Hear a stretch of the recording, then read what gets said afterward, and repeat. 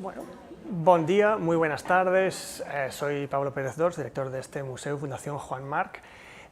Buenas tardes también, o la hora del día que sea, a todas las personas que nos están siguiendo en directo por streaming, desde Canal March y YouTube. Les doy la bienvenida otra vez a esta casa en la que hoy estamos empezando de nuevo nuestra actividad después del verano. Como habrán visto, les estamos ofreciendo una vez más varios ciclos de charlas, conferencias, cine, otras muchas actividades variadas que les animo a que exploren en la página web o que se suscriban a nuestros boletines si no lo han hecho ya.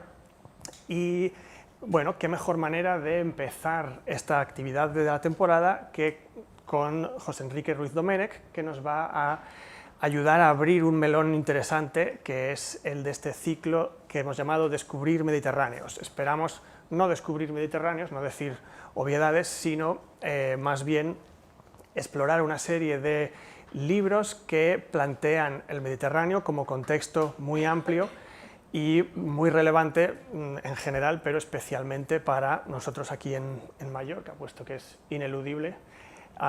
Lo que pretendemos es contar, o bueno, explorar diferentes visiones de la historia, no la historia como hechos históricos, sino como narraciones que construimos sobre ellos, que en el fondo son también historias que contamos sobre nosotros mismos, historias que también nos incluyen y crean un sentido de, bueno, ¿qué hacemos aquí? José Enrique Ruiz Domènech, nuestro invitado de hoy, se formó como historiador, pero también como filósofo. Ha desarrollado la mayor parte de su carrera en la Universitat Autónoma de Barcelona, a pesar de que también ha sido profesor visitante en numerosas instituciones académicas de prestigio, tanto en Europa como en América. En la Autónoma en Barcelona ha sido catedrático de Historia Medieval de Europa y también director del Instituto de Estudios Medievales. Es miembro de la Academia Europea, de la Real Academia de Bellas Letras de Barcelona y otras instituciones de mucho prestigio, y su trabajo más reciente es el libro que va a vertebrar su presentación de hoy, El sueño de Ulises, el Mediterráneo de la guerra de Troya a las pateras, un título que ya dice bastante, que se publicó el año pasado y estaba contando antes José Enrique que está siendo traducido cada vez a más idiomas, y bueno, pensamos que es inmejorable como primer episodio de esta serie de charlas.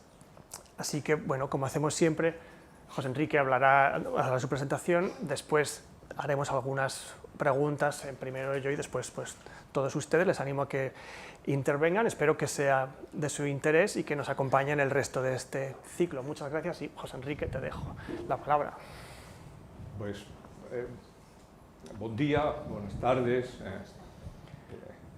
Estoy contentísimo de estar en Palma una vez más.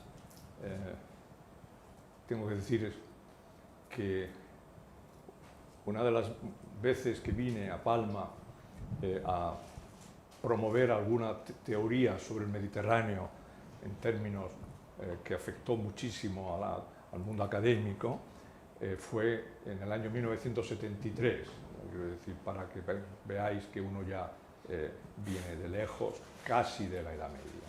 Casi.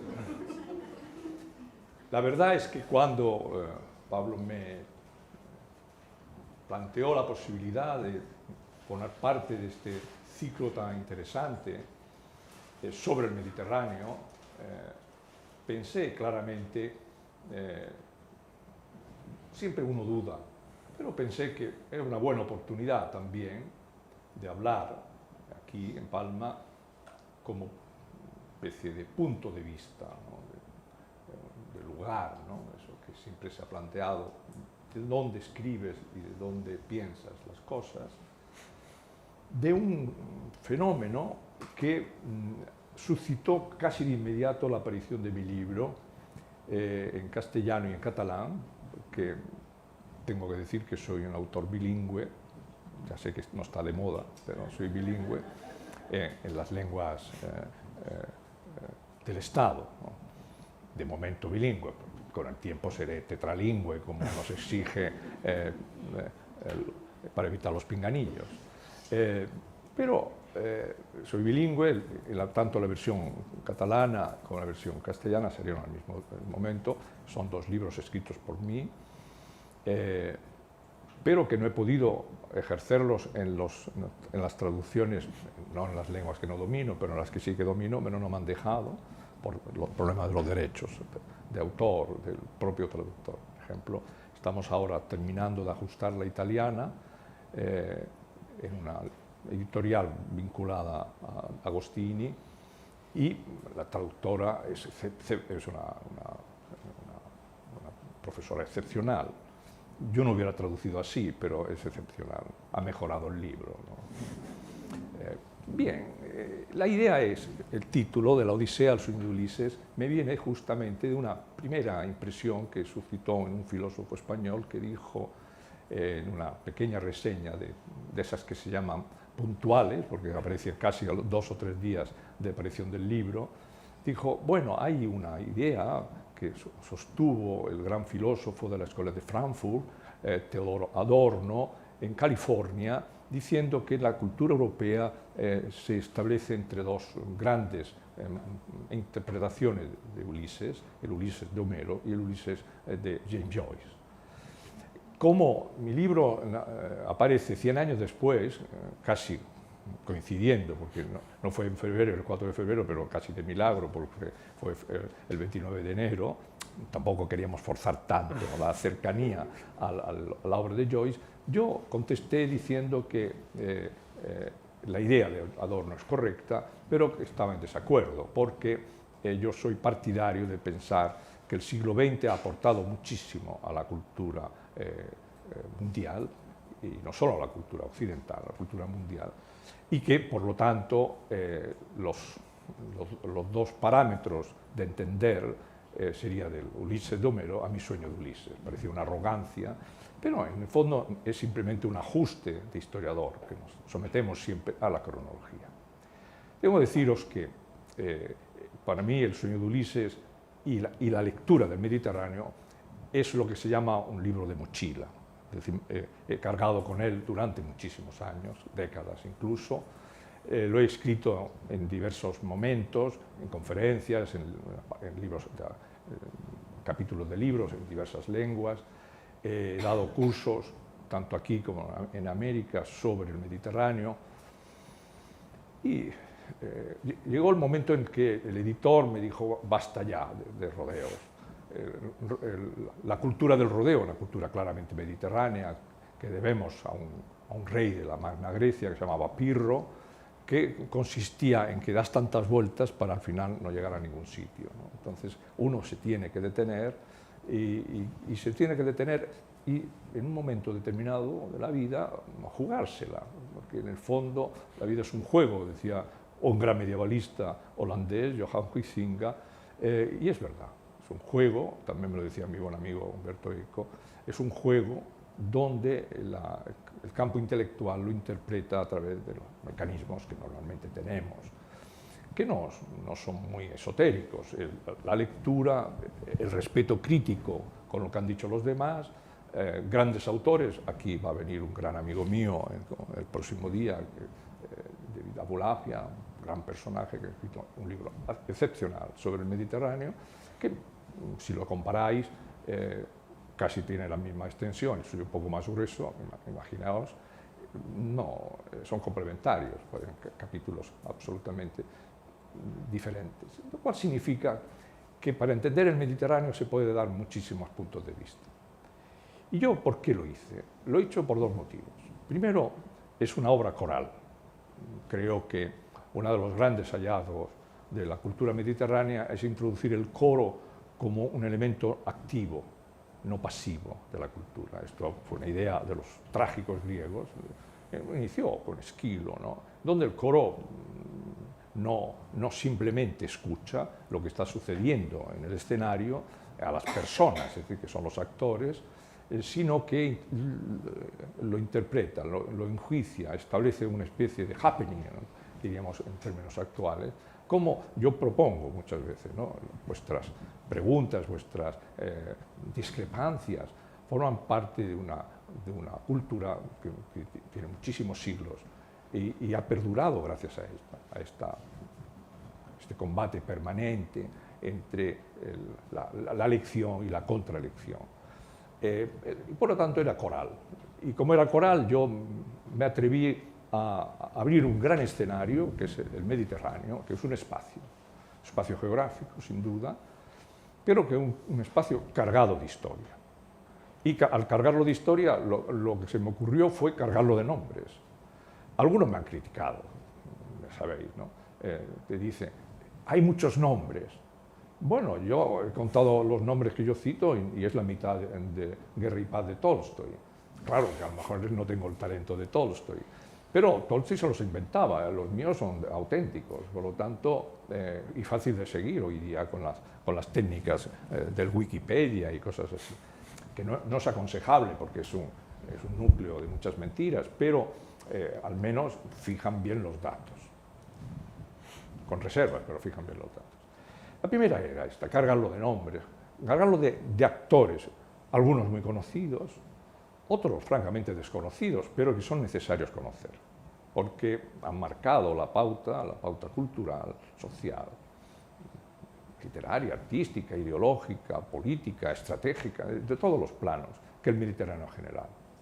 Para entender un punto del Mediterráneo, una microestructura, una microhistoria, por ejemplo, como puede ser la isla de Mallorca en el Mediterráneo, lo mejor es intentar explicarla en el conjunto del espacio en el que se desarrolla, aunque ya sabéis bien que en el siglo XIV los mallorquines se atrevieron a irse al Atlántico, fueron los primeros en descubrir que el Atlántico tenía unas posibilidades extraordinarias,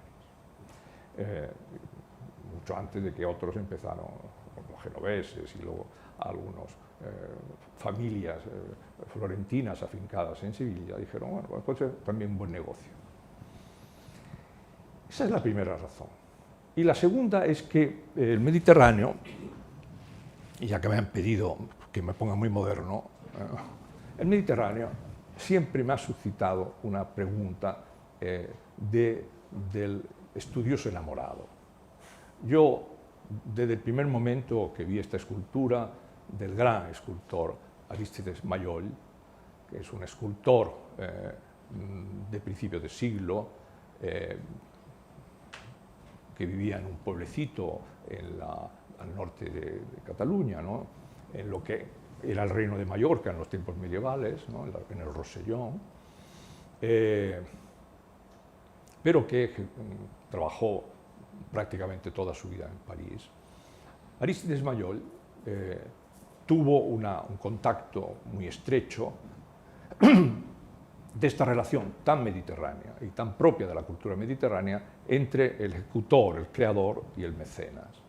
El mecenas de Maillol fue un famoso flaneur de la cultura europea de principios de siglo, de la Belle Époque, que se llamaba Harry Kessler, el conde Harry Kessler, que era uno de los personajes que yo he perseguido más a lo largo de mi vida, porque me entregué a leer su diario, que consta de 8 volúmenes de 900 páginas cada uno, con lo cual ya os podéis imaginar que fue una tentación peligrosa. Me gustaba tanto que lo leía y al final la edición me dio me aclaró muchos problemas. Por ejemplo, ¿por qué esta figura que llaman el Mediterráneo lo representa como una mujer pensativa? Maillol, que está en el nivel de categoría de Rodin, yo diría que un poco más, pero en fin, esto ya seríamos debates entre historias del arte que no quiero entrar, pero Maillol me hizo entender el fenómeno. Habida cuenta que la escultura que está en este momento en el Museo Impresionista francés, la Gare d'Orsay, pero que hay muchas réplicas, copias que se dicen, algunas del propio autor, y que circulan. Hay una en Bagnoul, en la ciudad natal de Maillol, hay otra en el ayuntamiento de Perpiñán, en fin, se disemina esta obra. ¿Por qué? Porque hay la sensación, en esta época, previa a la catástrofe de agosto de 1914, en la Primera Guerra Mundial, la sensación de que algo nos quería decir a través de esta bella alegoría. Y yo, al intentar entender la alegoría de Mayol, decidí penetrar, en crearle un marco, por decirlo de algún modo, histórico, dado que no podía hacerlo de otro tipo. No soy un experto en escultura del modernismo tardío, y pensé que tanto que le había afectado a los grandes intérpretes de las vanguardias, incluidos algunos muy famosos como Picasso, la figura y las esculturas de Mayol. Y precisamente por eso la utilicé como un faro. Tenía dos posibilidades de hacer el faro, que era el faro de Alejandría, el más clásico de todos, ¿no? Porque además es una metáfora de la cultura, Alejandría, la biblioteca, una cultura cosmopolita en lengua griega, pero que traspasa, ¿no?, los vínculos étnicos de los países, que absorbe la tradición de donde está ubicada Alejandría, o la escultura de Mayol. Elegí a Mayol, estableciendo esa retrospectiva, porque Mayol sería, para entendernos, en la escultura lo que Joyce en la novela, en la misma época, en la misma cuestión, la misma grandiosidad, la misma complejidad, el mismo carácter laberíntico interpretativo. Lo que hace Joyce, y lo hace incomprensible, es lo que hace incomprensible también la figura de Mayol. Y a partir de ahí empecé a rescatar a la figura epónimo, ¿no? Siempre hay un personaje, una figura del destino para interpretar una civilización. Por fortuna para el Mediterráneo, y eso hay que decirlo, el personaje fue un personaje inventado, un personaje de ficción, con alguna posibilidad, quizá no muy remota, alguna posibilidad que fuera real, que es Ulises, personaje de ficción en una obra maravillosa de la literatura universal, de imprescindible lectura. Yo creo que todos lo habéis leído, pero conviene una cosa que es muy importante con esta obra, que conocimos como Odisea, y los clasicistas la han llamado de Homero, una cosa muy importante, que es leerla una vez al año. No mata. Veréis que cada lectura es diferente, cada matiz es diferente. No es lo mismo leerla en verano que en invierno, no es lo mismo por las tardes cuando estás melancólico, ¿no? Esas tardes, ¿no?, de Palma, ¿no?, de noviembre, ahora, ¿no?, que tienen la nostalgia, que ya se han ido todos los foráneos, pero tienen la nostalgia también del sol o de la lluvia de precipitación como anoche, cosas así. Todo esto, de hecho, lo explica perfectamente Homero. Como Ulises es un viajero en contra de su voluntad, la identificación que hemos tenido muchos con respecto a él, y yo mismo el primero, y esto hago egohistoria, porque formo parte de una generación de la cultura francesa que planteamos el ego como elemento narrativo. Nosotros somos los que escribimos, ¿qué vamos a hacerlo? Es así. Yo me identifico como Ulises. Yo he andado errante por la vida, por el Mediterráneo, he escrito trozos en muchísimas ciudades, en las islas griegas, en el norte de África. ¿Por qué? Bueno, he sentido esta sensación que ha tenido tanto, cuando tuvo Petrarca mismo, ¿no?, que cuando aconsejaba en las familiares a todo el mundo que viajaba, viaja como Ulises, ¿no? Ahora es fácil, porque parece que viajamos, pero no como Ulises, viajamos como nos impone las rutas estas de los low cost, ¿no? Bueno, y el libro es una metáfora de ese viaje. Es una metáfora que utilizo el espacio a través de la textura del tiempo. Yo soy un historiador y por lo tanto tengo que dar una secuencia, y ahí viene la segunda parte del título, que es empezar desde un principio ficticio, pero que remite a una realidad histórica, que es lo que llamamos la Guerra de Troya, y acabarlo en lo que me parece la gran tragedia de nuestra época, que está si estuviéramos escribiendo en Grecia clásica, sería en la forma de media, ¿no? La media es lo que está sucediendo, que son las pateras. No hace falta que os recuerde, porque está en la primera página de los telediarios y de los periódicos de papel, lo que está sucediendo en este momento en una isla italiana al sur de Sicilia. Es un fenómeno de civilización muy importante que la civilización tiene, es un desafío que tiene que responder. Siempre hay este juego que debemos a un historiador británico que llamaba Toynbee, que decía que la historia en el fondo es un juego entre un desafío y una respuesta. Según cómo es la respuesta, entenderemos que el desafío lo podemos haber superado o no. El primer gran desafío fue entender a Ulises. Y ese es un desafío que viene intencionadamente de un escritor, que en este caso es Homero, porque quiere plantear que después de la guerra, fijaos qué bonito la idea, ¿no? El paisaje que hay después de la guerra, que es la guerra de Troya, a la que ha dedicado otro libro, al parecer, ¿no?, suyo, no estamos 100% seguros, pero bueno, está bien esta convención que muchas veces se tiene de la cultura clásica, que es la Ilíada, que es un fenómeno fascinante que solo ha sabido recrear bien el cine de los años 40, el de bajo coste, que es, vamos a hablar de la guerra, pero como no tengo tiempo, ni dinero, ni capacidad, vamos a hablar de un momento muy particular de la guerra. Han pasado 10 años y ahora hay un momento particular. Resulta que hay un enfado entre los héroes. Agamenón, que es un micénico pretencioso y arrogante, decide quitarle una chica, ¿no?, al gran Aquiles, o Quipedón, de los pies ligeros, ¿no?, que era hijo de una diosa además antigua, de la diosa del mar, ¿no? Y se monta lo que os podéis imaginar, ¿no?, la cólera de Aquiles, ¿no? Y esa es la historia de la Ilíada. Y la deja cuando Aquiles concluye su cólera, que es matando inesperadamente a quien se pasaba por medio, que es el otro héroe, el troyano Héctor. Luego, al parecer, cosa que no explica Homero, que es fantástico, los seguidores empezaron a explicar cómo se destruyó, apareció lo del caballo, todas estas cosas que sabéis. Pero a Homero le interesó más la figura de Ulises, ¿no?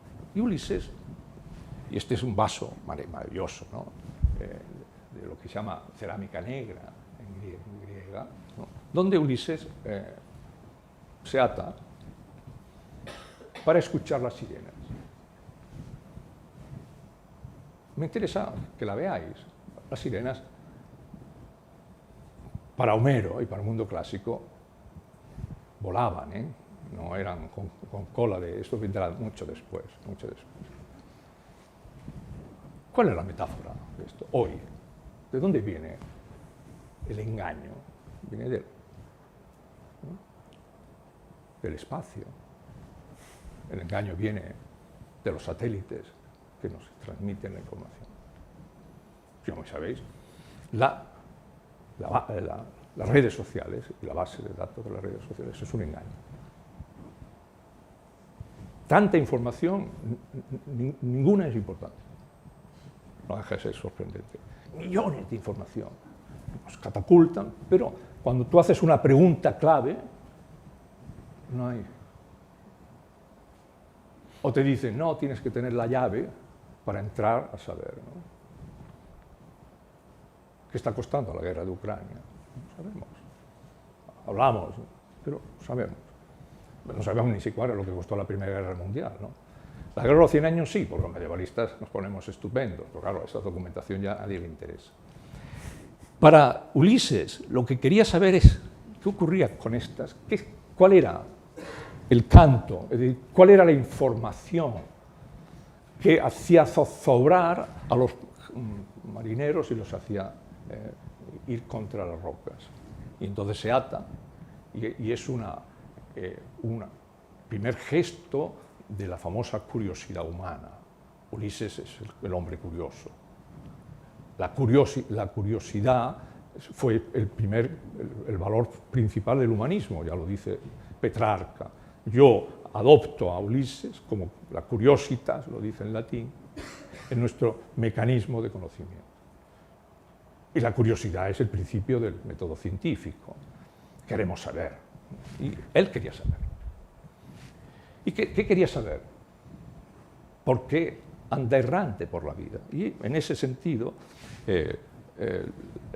mi libro lo que hace es recoger esa impresión, resituarla y crear una historia, lo que llamaríamos un relato, en ese juego que en inglés funciona bien, que story-history, ¿no? Un relato y una historia al mismo tiempo, la historia que se relata, la narración de la historia, en fin, todos estos ejercicios que son puramente novedades metodológicas de acceso al pasado, que ha costado mucho. Mi maestro, que era Georges Duby, nos insistía en dos cosas a los que le seguíamos en el seminario y en las conversaciones privadas. Primero, el historiador tiene que escribir bien, que es una herejía. A mí me costó una cátedra haber escrito un libro bien escrito. Un señor me criticó en el tribunal, me dijo, es que está también escrito, debe ser falso. Touché, ¿no? Pues será verdad. La segunda cosa es que la narración exige una toma de distancia ante la veracidad de los acontecimientos. Tú expones y el público, ¿no?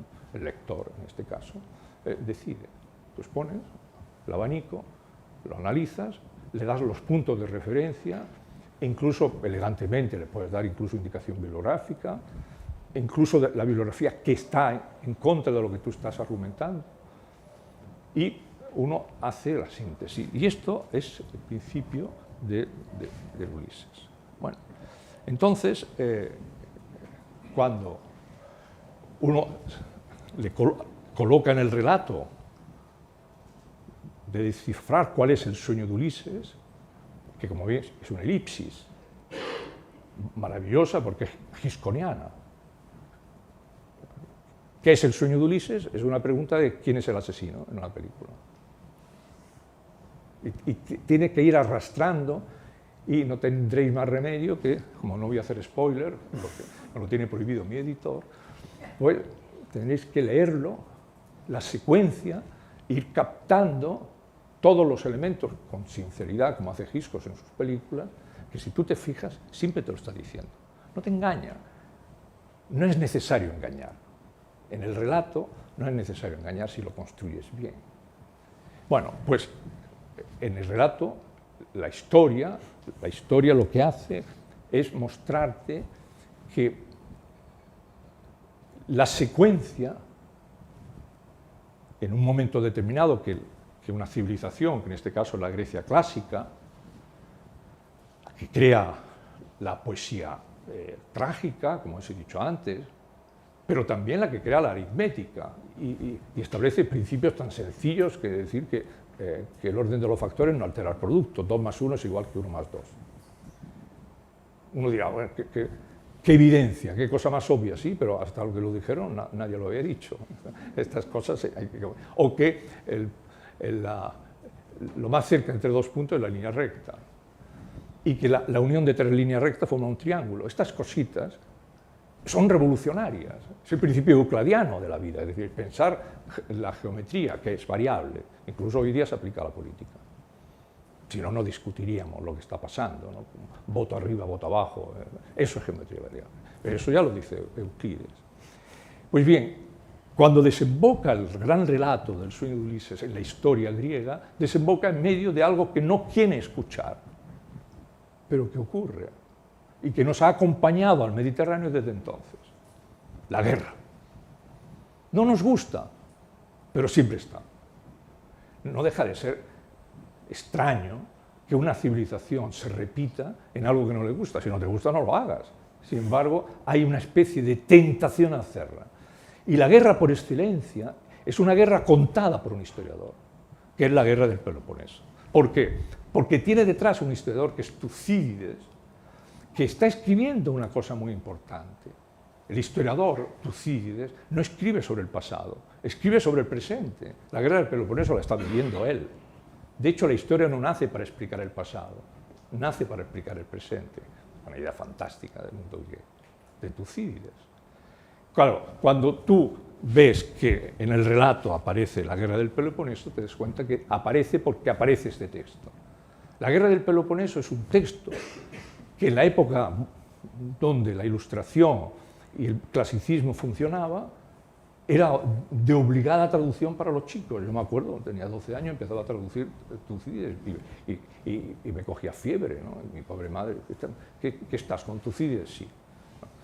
Lo notaba, ¿no? Lo notaba porque no es lo mismo traducir Genofonte, que era de nada, una cosa sencillita, que traducir Tucídides, que era complicado por la estructura para explicar bien la guerra del Peloponeso. Bueno, porque le hemos ubicado en la historia. Pues me voy a dar un salto, y es que todo el sueño de Ulises está configurado especialmente en una época, un periodo histórico, que naturalmente yo he tenido que esponjarlo mucho porque es de donde yo vengo, es de mi especialidad, que se dice, que es la Edad Media. La Edad Media no es lo que os han dicho que es todo lo contrario. Un gran amigo mío y maestro, que se llama Jacques Goff, escribió un libro maravilloso, se llama La otra Edad Media, ¿no? L'Autre Moyen Âge, un libro revolucionario, ¿no? De los años 80. ¿Qué estaba diciendo Le Goff con respecto a esto? ¿Qué nos decía a los que le seguíamos y le queríamos por sus ideas? Que la malinterpretación de este periodo histórico nos ha hecho confundir nuestro legado cultural. Y nuestro legado cultural fundamentalmente era el mundo clásico. Pero el mundo clásico que nosotros hemos heredado es el mundo clásico que reinterpretó la Edad Media. Si en la Edad Media no hubiera habido mundo clásico, ni siquiera tendríamos nada, porque todos los textos griegos y latinos fueron copiados por los monjes en los siglos VI y VII y VIII, en esa gran revolución que fue la aparición del códice en pergamino. El códice es el libro. Hasta entonces no había códices.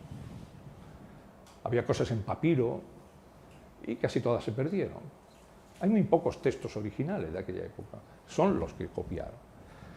Esa elaboración se ve en nuestro manuscrito, donde una figura estelar, otra, que interpreta el sueño de Ulises como un fenómeno de civilización, que fue Alejandro Magno, diciendo, el sueño de Ulises tiene que configurar la civilización. ¿Qué civilización? La civilización, la del mundo, una civilización mundial. Y yo todavía no estoy en desacuerdo con esta idea. Muchos de vosotros pensáis, bueno, está China, pero voy a hacer una declaración, porque es público y notorio. Mi libro ha suscitado una polémica entre 5 editoriales chinas a ver quién lo traduce. 5. Y se pelearon a los chinos, ¿no? Bastante. ¿Por qué? ¿Qué les interesó? Es una pregunta que me estoy haciendo y cuando salga el libro me iré a China a entenderlo. ¿Qué le interesa a China del mundo mediterráneo?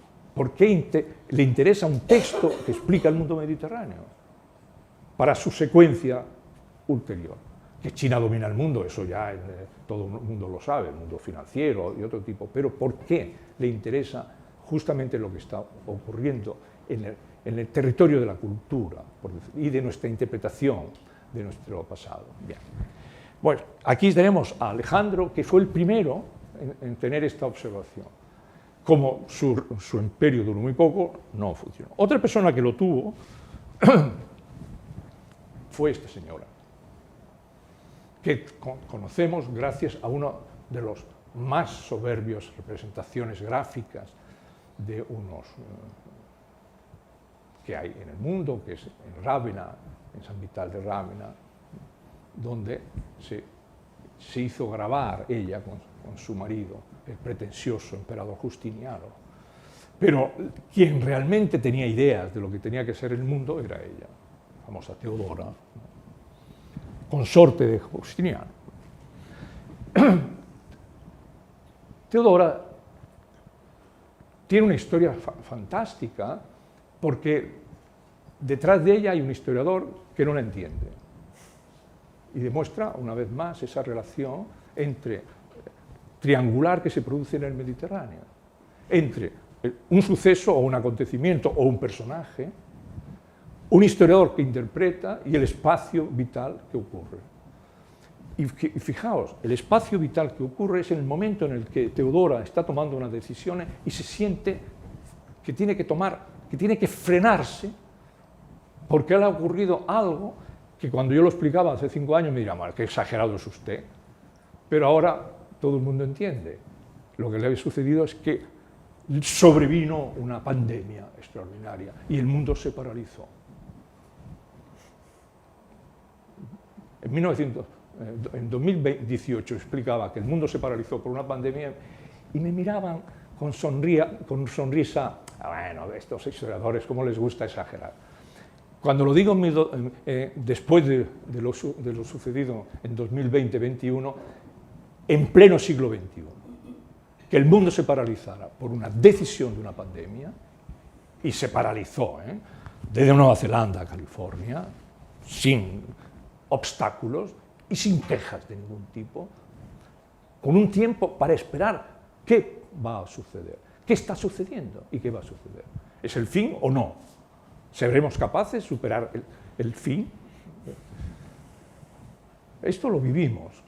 Teodora lo vivió con una pandemia muy parecida, más letal, más tóxica que la nuestra, afortunadamente para nosotros y en contra de ellos, y paralizó la decisión que había tomado. Pero ahí está Teodora, de crear un universo que era ¿dónde van a venir las sinergias para el Mediterráneo? Del conflicto entre Oriente y Occidente, que sería un conflicto clásico, que es el mundo greco-romano y el mundo persa, que esto es el origen de la tragedia, ¿no? Los persas de Aqueménidas o los persas sasánidas, ¿no? Dinastías diferentes. O de otros, que no están previstos en la historia en la época de Teodora. Después de la pandemia, lo que llegaron fueron los árabes. Y los árabes dominaron el Mediterráneo. Negar esto es negar la historia, lógicamente. Bueno, cuando nosotros tuvimos una pandemia más famosa que la peste negra, el Mediterráneo colapsó. O mejor dicho, quiso colapsar. Pero la historia no le dejó. Esto es fascinante, como nosotros hemos querido colapsar y la historia no nos ha dejado. Mira, la historia sí, los intereses mercantiles, el low cost, el turismo, da igual los nombres y los rostros que le demos a la historia, pero la historia no ha dejado colapsar. Queríamos colapsar, estábamos ya bien, como estábamos todos encerraditos en casa, no había contaminación, todos felices, pero sabíamos que eso no tenía mucho sentido, porque el mundo es una red continua en movimiento. Pues bien, para interpretar que el colapso era equivocado, en los últimos 30 años del siglo XIV, como respuesta a la famosa peste negra de 1348, que se llevó a centenares de miles de personas del Mediterráneo, de las ciudades del Mediterráneo, incluido Palma, sin duda, se interpretó en términos del apocalipsis, y esto es un apocalipsis de la ciudad de Angers excepcional. Bueno, ¿por qué? Porque teníamos que recuperar esa tradición que ya veis que en el Mediterráneo ha fijado la idea de que el Mediterráneo es una autopista de comunicación y de intercambio este-oeste. El ultramar era lo que estaba sucediendo en una geografía que es idéntica a la de Occidente en Oriente. La Tortosa del Ebro tiene una Tortosa en Siria. Además, si uno coge el lápiz, está a la misma altura. Siria y la península ibérica es lo mismo. una en Oriente y otra en Occidente. No voy a entrar ahora porque no es el momento de explicar las diferencias, pero sí las estructuras idénticas al respecto. Bueno, eso es otro fenómeno de rabiosa actualidad. Un hombre del Mediterráneo, veneciano por señas, Marco Polo, decide pensar que el sueño de Ulises es nada más y nada menos que establecer una interconexión de civilizaciones lejanas. Y se dispone a marchar, al menos eso es lo que él cuenta cuando regresa, 30 años después, a China, creando una ruta, que es la ruta de la seda, que es la ruta de Marco Polo. No deja de ser curioso que es la ruta que el presidente chino actual, Xi Jinping, ha llamado ruta de Marco Polo a la conexión vía terrestre entre China y la Europa occidental. Y la pelea está por dónde va a pasar, como fue en la época de Marco Polo. En ese momento, una idea que es claramente una reflexión, porque Marco Polo hace por tradición clásica, lo primero que hace cuando vuelve aquí y se mete en una refriega de estas habituales, una guerra más naval entre genoveses y venecianos que estaban siempre a la greña, y tú eras o pro-veneciano o pro-genovés. Cuando te ponías... Palma era muy anti-genovesa, ¿no? Entonces siempre tenía líos con los genoveses por el control de las rutas que llevaban al norte de África y más allá, como os ha dicho antes. Pues bien, en ese momento, en esas greñas, Marco Polo cogen prisionero y lo mandan a Génova, con la suerte de que su compañero de celda es un decir, era una especie de buena habitación de un mercader genovés que lo puso en la torre allí para que reuniera el dinero suficiente para el rescate. Era un escritor y le dijo: oye, ¿por qué estas cosas que me cuentas no las escribo? Y digo: pues escríbelas. Y las escribe. Como era un gran escritor, la escribe en francés, que era la lengua de la novela entonces, y tiene un éxito extraordinario. ¿Y cuál es el éxito? Que expresa el sueño de Ulises en todos sus elementos de categoría. Por lo tanto, si uno lee el libro de las maravillas del mundo, que luego, en un fenómeno muy curioso, se traduce al italiano del francés. El original no es en italiano, se traduce al toscano y se llama Il Milione, ¿no? Porque todo lo que veía era por millones. Exageración muy mediterránea, por cierto. Pero para entonces un hombre del Mediterráneo, tout court, es decir, estos hombres férreos que han entendido perfectamente el legado clásico, era un florentino que se llamaba Dante Alighieri, antes de escribir su extraordinaria comedia, no podemos decir Divina Comedia, porque no lo era comedia a secas, fue un editor inglés, se llamó Divina, para que pudiera luego Balzac escribir la comedia humana, supongo, ¿no? El problema es que él escribió un librito maravilloso, llamado La Vita Nuova, y en La Vita Nueva establece una manera nueva, diferente, ¿no? Diferente de entender el Mediterráneo y por lo tanto el sueño de Ulises. Tanto le preocupa que la comedia hace que Ulises le salga al paso y le explique por qué está en el infierno. Ya tenemos una indicación tremenda que la curiosidad le ha llevado al infierno, cuando tendría que haberle llevado al purgatorio como mínimo, pero no, le lleva al infierno y le explica el motivo. Bueno, ya nos pone en guardia, dado que el sueño de Ulises tiene algún punto demoníaco. Y ese punto demoníaco es, como veis, la historia cuando encuentra un argumento es el desafío, siempre tiene una respuesta. ¿Y cuál es? La gobernabilidad de las cosas, la gobernanza que nosotros decimos, es la parte diabólica del sueño de Ulises. Por eso dice que Ulises es astuto, como el político, ¿no? Es astuto. Que lo que te dice es la mitad mentira y la otra mitad no verdadero. La astucia de Ulises, que es la que le conduce al infierno. ¿Y cuál es la astucia? ¿Cuál es la idea? Es que el gobierno, la gobernanza, necesita ser explicada en el buen y el mal gobierno. Y esto se hizo por primera vez no a través de una disquisición filosófica, sino de una disquisición pictórica. Se hizo en 1337 en el ayuntamiento de Siena por un gran pintor que era Ambrogio Lorenzetti, que tenía un hermano mayor que era Pietro, un gran pintor de santos, pero este se dedicó a pintar el mundo del buen gobierno, que era una reflexión de las posibilidades de Ulises.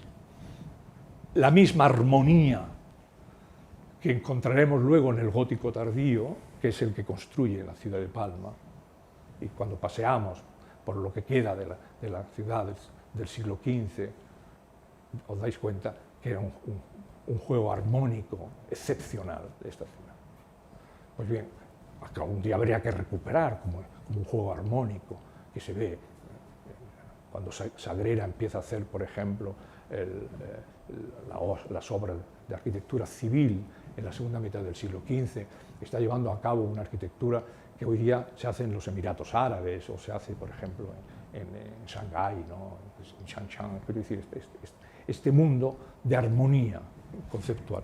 Pues ese mundo de armonía, unos bereberes que se instalaron en la Sierra de Nevada, en Granada, que eran unos bereberes que eran nazaríes, los antepasados de estos pobres que han muerto, desgraciadamente, en los últimos días, que eran todos bereberes, han destruido casi todas las poblaciones bereberes del Atlas, que es una cosa tragedia, porque incluso culturalmente hablando. Pues crean un universo de armonía que es una visión, de nuevo, del sueño de Ulises. ¿Ulises contra quién lucha? Lucha contra un dios, que es Poseidón, ¿no? Neptuno, ¿no? ¿Y qué ciudad es la ciudad de Poseidón? Venecia, aquí tenemos a Poseidón con el tridente en las puertas del lago, de la gran laguna, ¿no? Y luego veis la isla, ¿no? Que es Venecia. Este grabado demuestra claramente que a principios del siglo XVI, cuando Venecia empieza a captar que el mundo va a cambiar enormemente, porque en los últimos 10 años, entre 1492 y 1502, estos 10 años, desde Venecia lo que se está viendo es una perturbación. Le llegan noticias perturbadoras. Publican una carta de un tipo genovés, a Mayor Inri, contra los venecianos que se odian, que dice que ha vuelto de unas islas de las Bahamas, que es otro continente, que es un nuevo mundo, ¿no? Y se llama Cristóbal Colón, ¿no? Y dice, ¿cómo es posible? Pues si no estaba previsto, ¿no? En esos 10 años, Venecia se convierte en el centro del debate, la ciudad de debate. Y ahí van todas las grandes mentes. Leonardo acude a Venecia para ver qué estaba pasando, porque quiere enterarse. Todos los que querían saber algo acuden aquí. Y se encuentran que el reto es el sueño de Ulises. Bueno, esto es una moneda. Bueno, voy a ir más rápido, ¿no? Para que veáis, veis aquí los sucesos. En 1572, el gran Pablo Veronese hace una alegoría de una de las grandes batallas, una de las últimas grandes batallas de galeras, que era el barco por excelencia del Mediterráneo.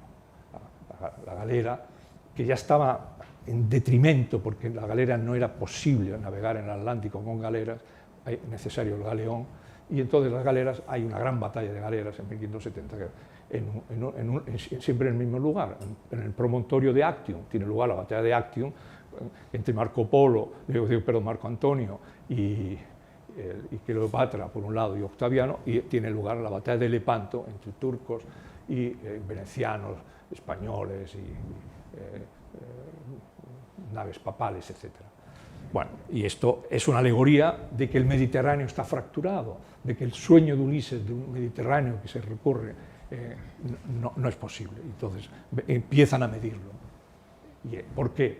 Porque la cultura del barroco y del barroco tardío es una cultura de la medición.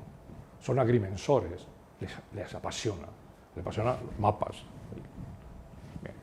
O le apasiona las metáforas, la gigantomaquia, como Jean Bologna, que introduce para entender la secuencia de lo que es el Mediterráneo, moverse en el campo de estos gigantes del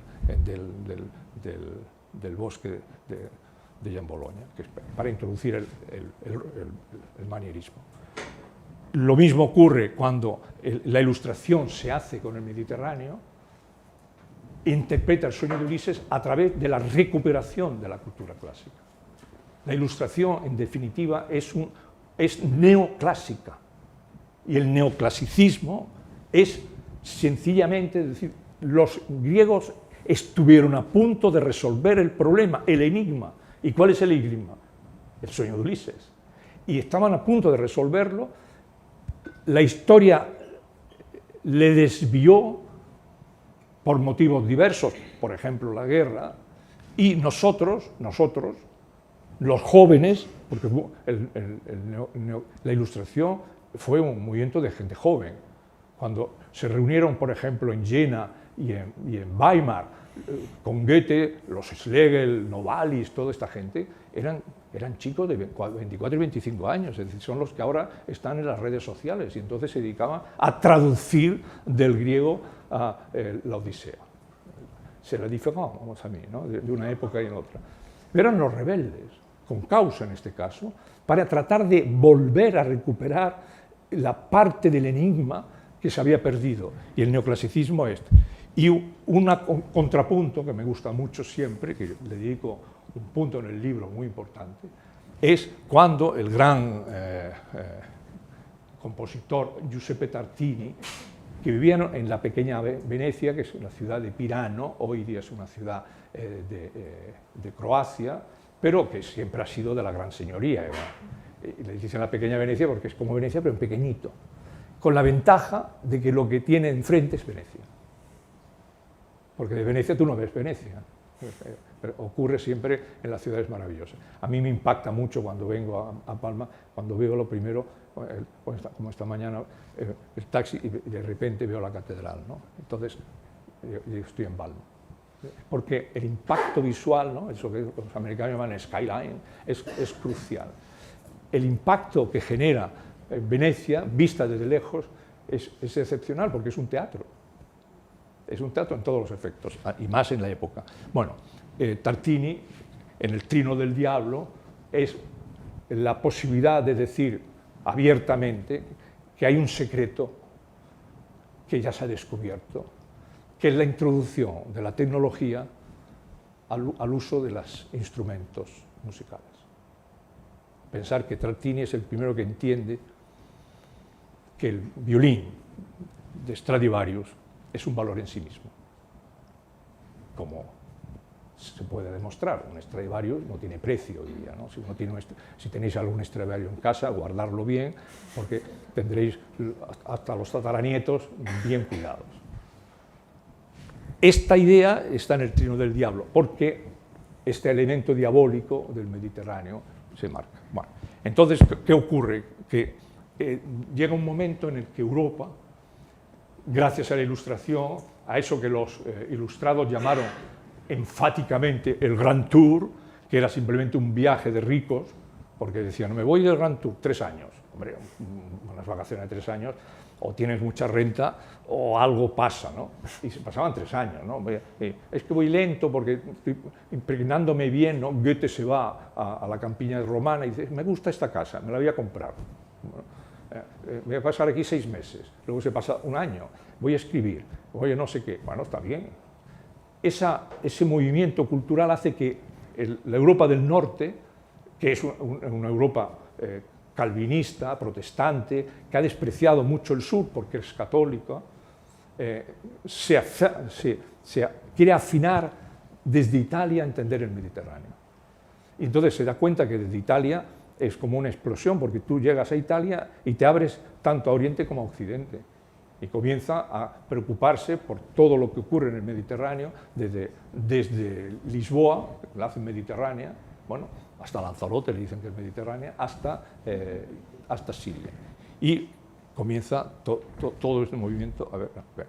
Bueno, y en ese movimiento, una vez más, como no, aparece el conflicto y aparece la política. Este es Mehmet Ali, es el reformador egipcio por excelencia. La pregunta es por qué en Egipto no funcionó la revolución industrial del algodón, dado que el punto de partida fue en Egipto y sí en la sociedad occidental. Porque falló el Cairo y no Barcelona, para poner dos ciudades antitéticas que luego se van a encontrar, dado que un cónsul francés en Barcelona planteará volver a Egipto para hacer el canal de Suez, ¿no? Ferdinando de Lesseps, ¿no? Bueno, como veis, una vez más, cuando el Mediterráneo cae en brazos de la alta política, da lugar a estos personajes. Da lugar, por ejemplo, a este cuadro de Delacroix, que recoge el conflicto entre griegos y turcos, que es irresoluble todavía hoy, en la independencia de Grecia. Porque los griegos, que eran turcos, deciden ser, empezaron a decir que eran los griegos clásicos. ¿Por qué no? Y que el Partenón era su herencia. Entonces, el propio Lord Byron acude, ¿no? Y muere, además de fiebres, de cólera. Muere y va vestido de turco diciendo, así vestían los antiguos griegos. Bueno, cosas que hacía el gran Byron. Bueno, y empiezan a trabajar la sustancia intelectual del Mediterráneo desde dentro. A mí me parece fascinante la lectura que hace un novelista siciliano, que en una novela que casi todo el mundo ha recuperado por el cine, que es El gato pardo, ha recuperado porque lo hacía muy bien Alain Delon, ¿no? y Bar Lancaster, que está sublime, bueno, Claudia Cardinale también, tengo que decirlo, ¿no?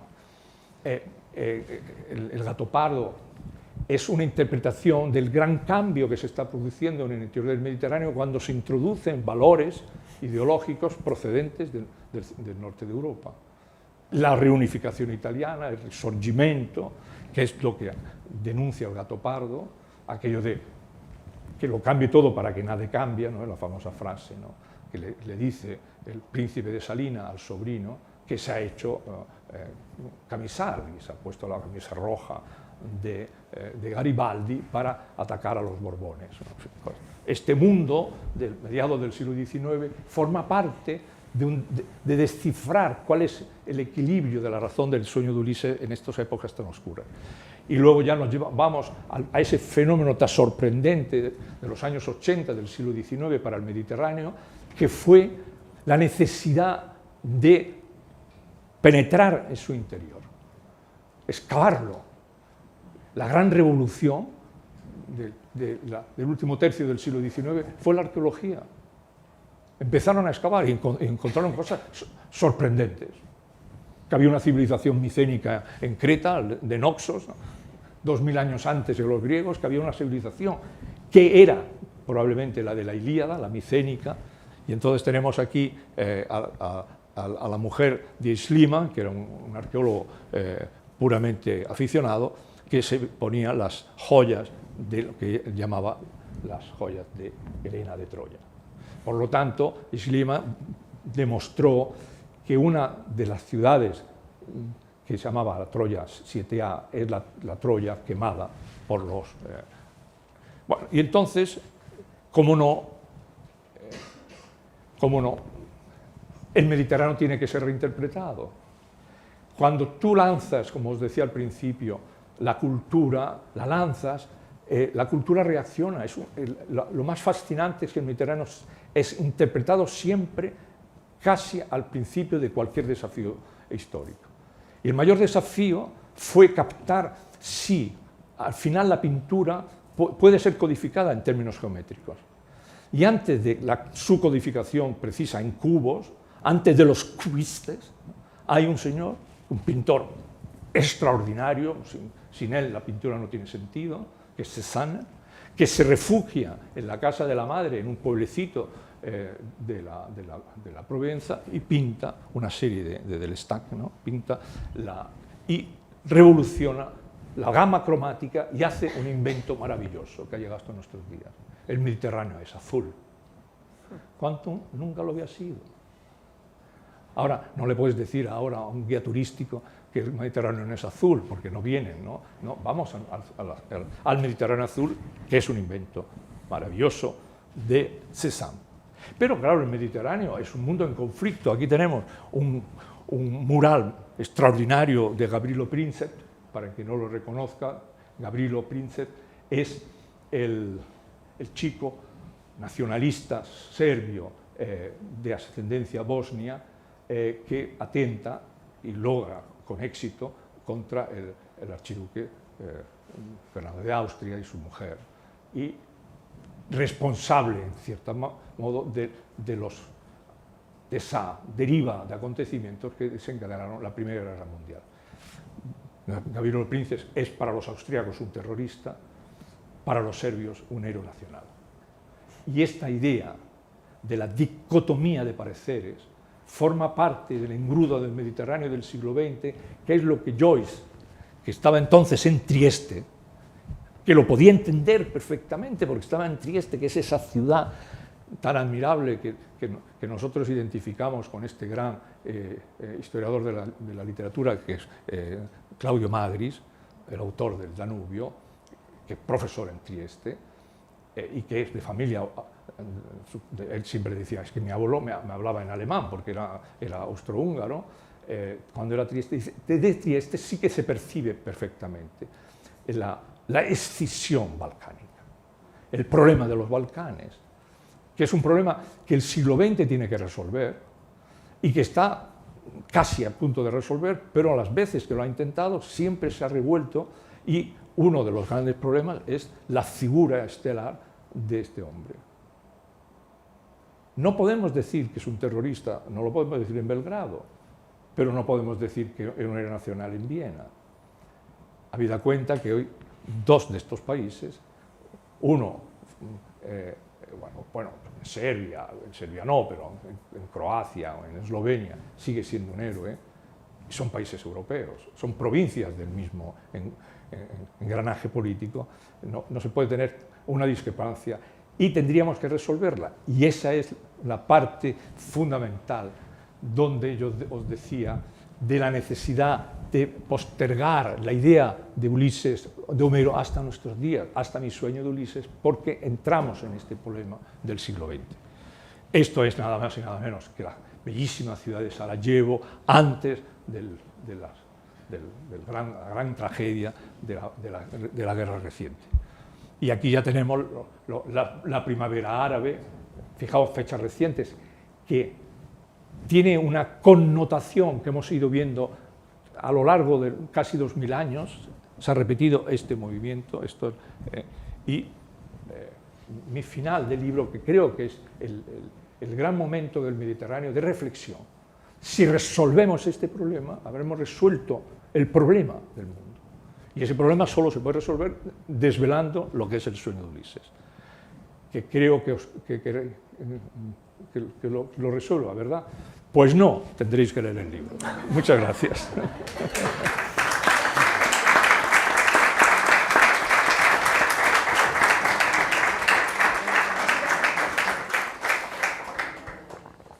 José Enrique, muchísimas gracias por una charla magnífica, la que has traído tantas referencias que encuentras en tu libro y otras más.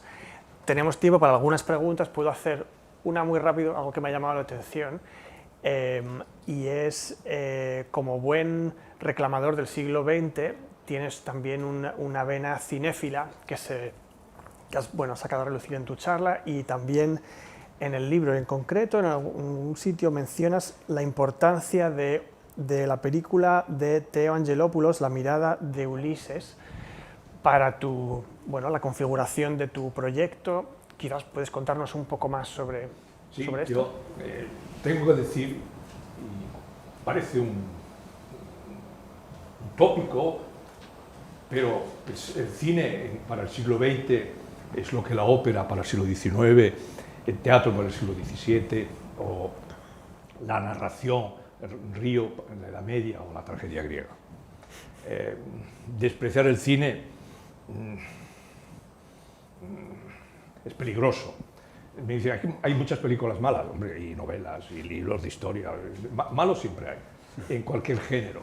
El cine nos ha dado, es un arte, dicen el séptimo arte, es un arte muy conflictivo entre sí, y ha dado, pero también genera en su interior mucha polémica, no sabemos lo que está pasando en San Sebastián, ¿no? Pero mucha polémica porque llega a mucha gente. Es más, lo que le falta ahora al cine es entender, bueno, esto lo vamos a discutir pronto, podríamos discutir una vez aquí, ¿no? Si me invitas una vez, hablamos en serio del Napoleón de Ridley Scott, ¿no?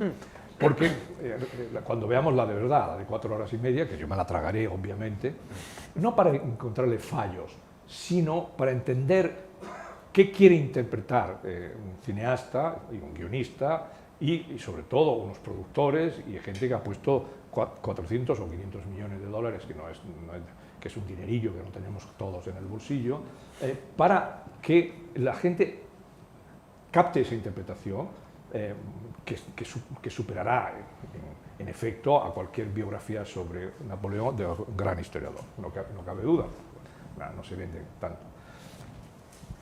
Hay películas, y ahora a que tú me estabas refiriendo, que a mí me impresionaron muchísimo porque yo he visto 2 o 3 películas sobre la situación de la posguerra y de la preguerra, o sea, al final de la secuencia de la Guerra Fría, que es posguerra, ¿no? Aunque era más bien era una guerra cultural, de estrategia cultural más que de otra cosa, la Guerra Fría, y la preguerra, que es la guerra de los Balcanes, ¿no? Durante ese periodo, que fue muy corto, era evidente que la descomposición de un sistema tan enrevesado y tan complejo como el sistema soviético, iba a tener consigo problemas muy serios para el Mediterráneo. Y fue el cine, en 2 o 3 películas, esta y otras, que nos enseñó a esto. Y la mirada de Ulises es la que me llamó mucho la atención porque hace algo que el historiador siempre agradecerá, y es que fija la genealogía como el punto de partida de aquello que nos ha entendido. Entonces, cuando él dice, no sé si la habéis visto o no, os explico brevemente, y esto no es spoiler porque ya está, la película se ha visto muchas veces, es una persona que busca unos bobinas del mundo griego antiguo, de Grecia, y entonces a partir de aquí hace un trazado muy marcado de lo que es el Mediterráneo, mediante la metáfora de una sociedad que está fragmentada y es diversa. Pero esa diversidad, que es religiosa, cultural, lingüística, política, de estilo de vida, fijaos, ¿no? Sin embargo, tiene una identidad de fondo. Y esa identidad de fondo, que es lo que llama el sueño de Ulises, es una estructura que late, muy profunda, es lo que nos da una cierta unidad y la posibilidad de que si dejamos fluir el elemento de estructura sobre la diversidad no nos afectará. Ahora, si bloqueamos esa estructura latente, y es lo que la película planteaba, es decir, y entonces él se desespera y grita, ¿no? Porque el actor, porque no se ha captado la necesidad de encontrar el fondo oculto, sí, que es verdad, oculto, pero todo escondido, muy potente, del Mediterráneo. Porque es nuestra salvación. Yo en eso estoy completamente convencido. No solo porque he escrito el libro, pero yo creo que he escrito el libro porque estoy convencido de esto. No soy un sofista, en este caso soy un socrático. No soy platónico porque Platón era excesivamente brusco, o sea, decía cosas muy raras, que es lo que teníamos que hacer. Sócrates no. Además, Sócrates cumplió con el ejemplo. Si he de ser sincero, es preferible morir antes de traicionar la sinceridad. Claro, esto que es muy mediterráneo, por otro lado, ¿no? En fin, esto es lo que me ha impresionado. Y ya que pongo, por si me lo preguntan y si no lo digo, me han encantado aquellas películas que hablan por elipsis del Mediterráneo. Y yo he llamado la atención de algunas películas que han fomentado la cultura visual de nuestra generación. Muchas son por elipsis del Mediterráneo. Una que pongo en el libro que ha llamado mucho la atención, pero que en Francia no ha sido escandaloso, pero bueno, han dicho, les ha llamado la atención porque no lo habían visto, es que la gran película de Denis, Los paraguas de Cherburgo, es una elipsis de una cosa que sucede en el Mediterráneo de la que no hablo, que es la guerra de Argelia. Sin la guerra de Argelia no entiendes el Mediterráneo contemporáneo, no entiendes. No entiendes Francia contemporánea, no entiendes lo que está pasando en la actualidad, no entiendes la cultura de los Pieds Noirs, no entiendes el sacrificio de las ciudades judías o como Orán, no entiendes nada. Y sin embargo, hay una especie de deseo por elipsis. Entonces, la película, admirablemente, recrea lo que sucedió en la Francia provinciana mientras ocurría la guerra. Y el único efecto que tenemos es que el chico llega maltratado de la guerra. No, bueno, acordaros, ¿no? Y como tenía a Michel Legrand, que era el mejor intérprete musical que ha dado Francia desde Debussy, aquí viene el escándalo, porque el cine, incluso el cine europeo, ha extraído de la cultura popular muchos de sus elementos creativos. Y esto es muy mediterráneo, porque en el Mediterráneo la cultura popular es muy intensa, es muy intensa. Estoy dispuesto a contestar. Ha dicho una cosa muy curiosa, que la Odisea hay que leerla cada año. Yo he leído la Ilíada cada año desde hace casi 50 años. No, cada año, los 70 y tantos. Pero la he leído continuamente, porque cada año es distinto. A mi hijo, con 5 años, empecé a leer la Ilíada hasta los 12. A los 12 empezó con los videojuegos. Porque yo creo que son muchísimo más violentos que no la Ilíada. La Odisea, yo siempre he pensado que no está escrito por la misma persona que escribió la Ilíada. Como lector, informaciones tecnológicas. Pero hay una cosa que es súper curiosa, que no me interesaba la Odisea, y leí hace poco un libro que se llama Las mujeres de la Odisea, de Carla, no me acuerdo exactamente, no lo tenía por aquí, Carla Estrada, sí, que tiene una formación totalmente científica, porque es neurobióloga,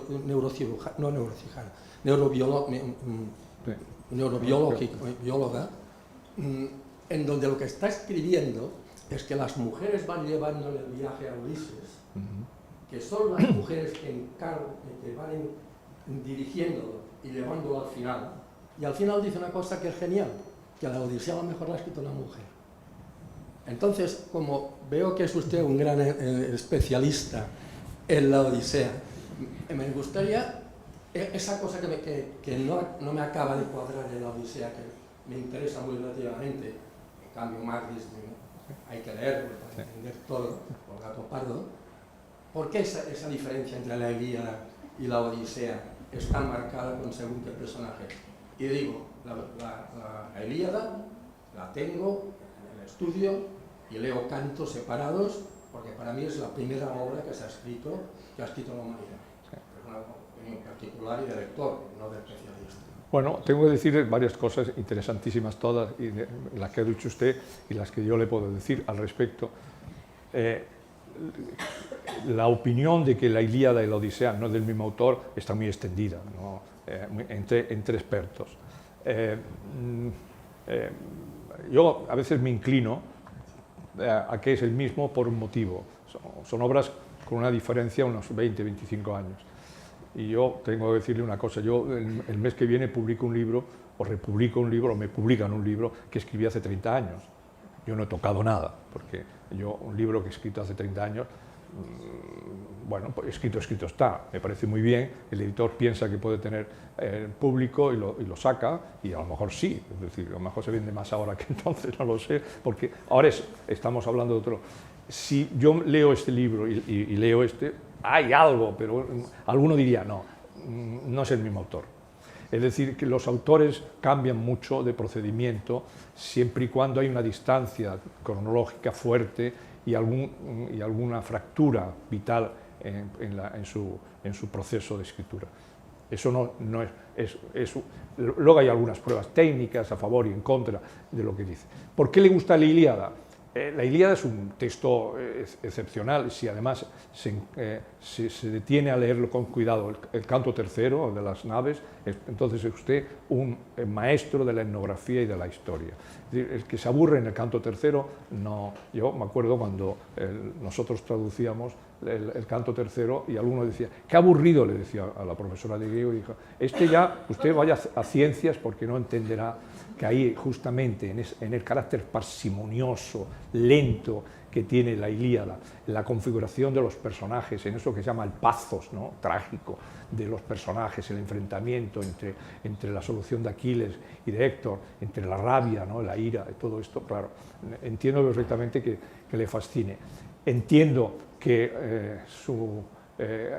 los videojuegos le han traicionado a los lectores, y porque además han traicionado el espíritu de la propia épica. Yo sé que hay videojuegos dedicados a ello, pero es una mezcolanza tan postmodern que es un lío que lo único que hace es confundirles. Y hay otra cosa que me ha dicho que me ha interesado mucho, ahora se me ha ido explicándole. Exacto. Mire, si eso es así, que yo, uno de mis libros de mayor éxito popular, lo escribí hace muchos años también, se titula 7 mujeres para Tirán, que es una lectura de la famosa novela medieval Tirán lo Blanc, ¿no?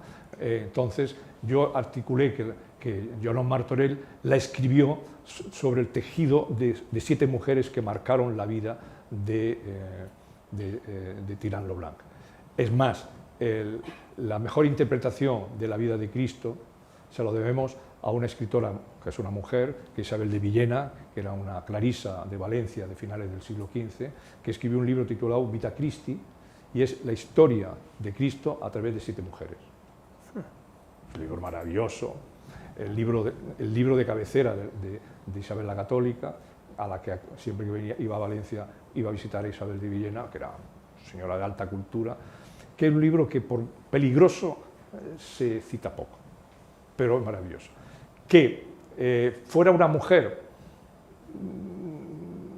es plausible, es decir, hay muchísima escritura femenina que hemos rastreado y que hemos descubierto que muchas veces tenía un nombre de hombre al respecto, y hemos discutido infinidad de veces esos personajes, y en la Edad Media, por ejemplo, nos hemos pasado 30 años discutiendo si las famosas cartas que Eloísa escribía a su maestro Pedro Abelardo, las escribió ella o no, o si era una especie de producto literario del convento. Y es unas discusiones a las que yo he acudido a todas, porque yo fui de los fervorosos apasionados de que era un falso, a los fervorosos partidarios de que son auténticas. O sea, yo he hecho un traslado tremendo, pero por ese chaqueteo ha sido por hermenéutica. He llegado a comprender que la primera carta no la podía haber escrito un hombre. Y entonces, claro, a partir de ahí, claro, te cuestionas muchas cosas, porque ¿cómo sabía tanto una mujer del siglo XII de la filosofía clásica? Y esto, claro, es un problema serio. Bueno, lo mismo podría ser que fuera. Lo que pasa es que la Odisea absorbe mucha poesía lírica, y en la poesía lírica griega, Píndaro y demás, también hay mucha poesía lírica femenina, Safo, ¿no?, por ejemplo. Entonces, pudiera ser muy afectado por el papel que juegan las mujeres en el destino. Eso sí, Ulises es la lucha contra las mujeres, porque él tiene un objetivo, que ese no es el sueño de Ulises, no digo para que no confundamos, ¿no? Tiene como objetivo recuperar, es la idea del nostos, ¿no? Del retorno a casa, recuperar la verdad escondida de Penélope. Hay una novela maravillosa que se titula La verdad de Penélope, que es una novelista canadiense que escribe la Odisea, o reescribe la Odisea, desde el punto de vista de la mujer que espera. Porque, claro, la cuestión es, ¿por qué esperó? ¿No? ¿Por qué? Y no se dejó seducir por aquellos cretinos que le rodeaban. Claro, porque eran cretinos, ¿no? Y una gran señora. Pero ya sabéis que hasta las grandes señoras se dejan a veces seducir por cretinos. Eso es una cuestión que hay que tener cuidado. Y esto es el problema de la Odisea. Y ahí sí que, claro, frente a la Ilíada, que es una obra enormemente masculina en el carácter de enfrentamiento, la Odisea es una obra donde las mujeres juegan un papel muy importante en la configuración del héroe y en la configuración de su sueño, que no repetiré, que no lo diré. No, es que es muy interesante porque no es una novela, es una novela, pero está escrita con mentalidad absolutamente matemática, la entiendo muy bien, porque tienes que estar leyendo la novela con la Odisea al lado, porque te está analizando los cantos uno a uno con metodología matemática, con lógica matemática, sí. Te lo está haciendo y evidentemente yo no creo en absolutamente ni que lo sea ni que no lo sea. Es una visión distinta, pero lo que sí es cierto es ese llevar hacia la mujer, que la mujer va llevando al héroe, es súper interesante en este caso. No es una cuestión de feminismo, o sea, es simplemente una historia que es súper curiosa, ¿no? Entonces, bueno, lo que me han contestado creo que es bastante lógico, ¿no? Porque sí. Es algo que está ahí. Eso ya, de hecho llevamos, mire, en el seminario de mi maestro Duby, que yo iba cada jueves, empezamos a discutir el rol de las mujeres en el fenómeno cultural, el rol escondido, ¿no?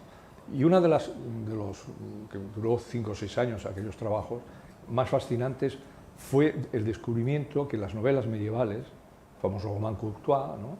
Las novelas del rey Arturo y los caballeros de la Torre Redonda, como no eran novelas escritas para leer, sino escritas para dictarlas, como si fueran obras de teatro, ¿no? Se leía en voz alta ante un público, los lectores eran mujeres. No eran lectores, eran lectoras, eran mujeres. Entonces las inflexiones de lectura cambian mucho, y yo hacíamos pruebas, yo incluso he hecho pruebas de seminario, haciendo leer un mismo párrafo a un hombre y a una mujer, y a ver, eran las pautas de lectura, las inflexiones. Cuando tú vas leyendo, psicológicamente incides, haces una pausa, te guste o no te guste, aparte de las que tienes que hacer prosódicas, porque está ahí la coma o lo que sea, el verso, lo que sea, haces alguna pausa o, ¿no? Tu susurro interior te conduce a un juego de cambio, ¿no? Musicalmente está muy establecido. Y bueno, no vamos a trabajar bueno, a lo mejor la mujer juega en re menor y el hombre en sí, pero eso aparte de eso, hay una inflexión diferente. Y entonces, como el Roman Courtois eran textos donde lo que estaba implícito, que es lo que llama la intertextualidad, lo que estaba implícito era lo que valía, porque si hacías explícito lo implícito te lo censuraban, o corrías el riesgo de algo peor, ¿no? Que te mandaran a algún sitio peligroso, pues lo implícito es muy importante, según cómo lo leas. Y claro, como todas eran obras dedicadas a las relaciones humanas, especialmente a las relaciones sexuales, para que no nos vamos a engañar, lo que llamamos amor courtois, no le llamas amor cuando lo que estaban hablando era de sexo, claro. Pues la inflexión, el implícito, es muy interesante. Es muy interesante porque, leído desde la mujer, como la mujer recibe la sexualidad de una forma diferente al hombre. Y la recibe la impresión del implícito, y entonces se detenía, y bueno, hicimos pruebas, y llegamos a la conclusión que leían mujeres, con lo cual tenía un atractivo enorme, porque los escritores piensan que a lo mejor un escritor se pasaba un año y el público esperaba un año a que terminara, os dejaba en suspense, bueno, ya seguirá, pero no seguirá la semana siguiente, tipo modelo Netflix, ¿no? Que los angustiosos que hace, espera que se acabe toda y un fin de semana las vea todas seguidas, porque no soportan la pausa prosódica, es decir, y ahora tengo que esperar una semana a ver qué hace, ¿no? Pues imaginaros, cuando un autor te dejaba en suspense, ¿no? Lancelot ha salido de la cámara, ¿y qué? Hasta el año que viene por Navidad. Pues bueno, José Enrique, creo que nos acercamos un poco al límite de tiempo prudencial, pero ha sido un gusto tenerte aquí y terminar con esta invitación a la lectura y a descubrir el sueño de Ulises. Muchísimas gracias por estar aquí hoy. Gracias.